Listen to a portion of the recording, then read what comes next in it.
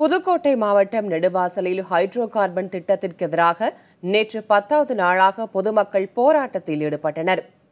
மத்திய அரசுக்கு எதிராக கண்டன முழக்கங்களை எழுப்பிய அவர்கள் ஹைட்ரோ கார்பன் திட்டத்தை துளியும் அனுமதிக்க மாட்டோம் என உறுதி தெரிவித்தனர். மேலும் மத்திய அரசுக்கு தங்கள் எதிர்ப்பை வெளிப்படுத்தும் வகையில் அப்பகுதி சிறுவர்கள் குட்டிக்கரணம் அடிக்கும் போராட்டம் நடத்தினர்.